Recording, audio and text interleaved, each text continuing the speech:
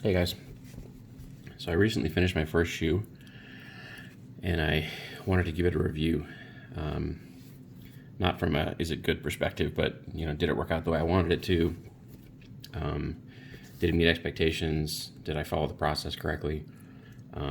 Basically, did I execute well enough to be satisfied that I knew what I, what I was doing well enough not to screw up if I did another one. So I only did one right shoe, and this is a donor sole. It's off a used shoe. This is a veg tan, 3.5 ounce brown leather. This is a chrome tan, 3 ounce navy blue. Some random lace, and then it's a 1.5 ounce suede liner. So last, I use this guy. It's an AJ1 shoe surgeon last pattern. I don't have it in front of me, but it was a SD Custom Footwear AJ1 low. And then I've already gone through the tools I used, but the key ones were probably these guys. The Centerbrox punches, these things make this job so much easier. John James needles, because I did this 100% by hand. These were pretty key tools. This was a nightmare. This is a stitching awl. The needles are down inside here. Punching through the sidewalls to actually do this work. You can see this thread in there, the brown thread.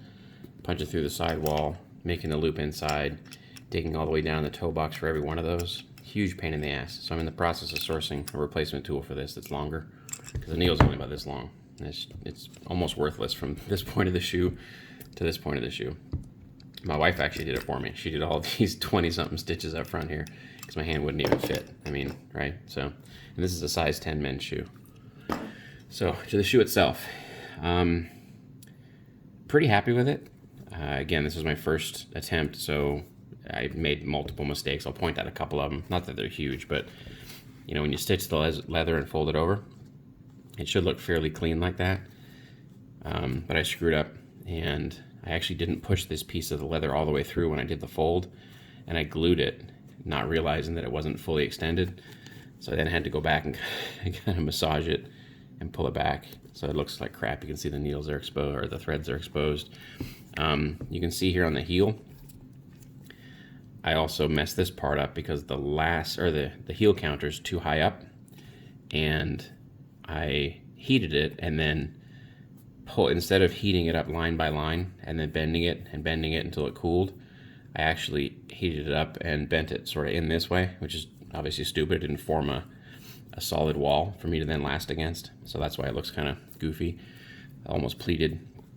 It's not horrible, but obviously it's not what I want. I was really happy with the toe box. That was the last thing I did. Well, the tongue was the last thing I did, but the toe box turned out really well. I thought the shape is pretty good. It holds its shape well. The toe puff is in there nice and firmly. It's a solid shoe. I mean, it's an on foot. So pretty happy with it overall.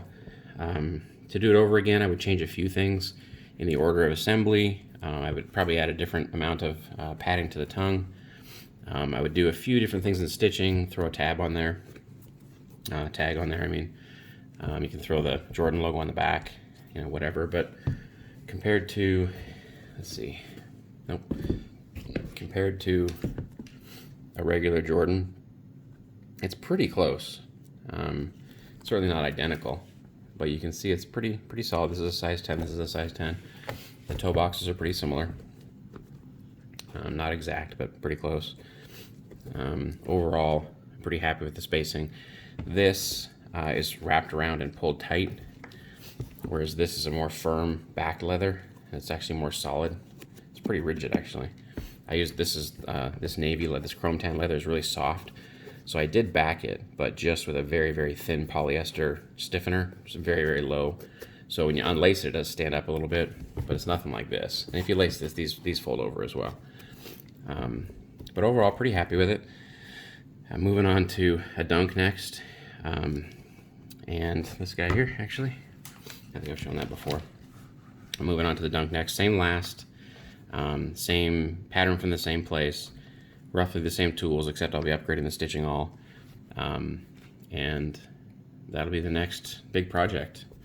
I did leave one to remind myself. This is actually where the lock stitch goes in. There's a second hole right next to the primary hole, and I left that open to remind myself on the next shoe to follow through with that. But overall, like I said, pretty happy with it. There are some things that I would definitely do differently. I didn't cure the cement, the contact cement, as well as I could have.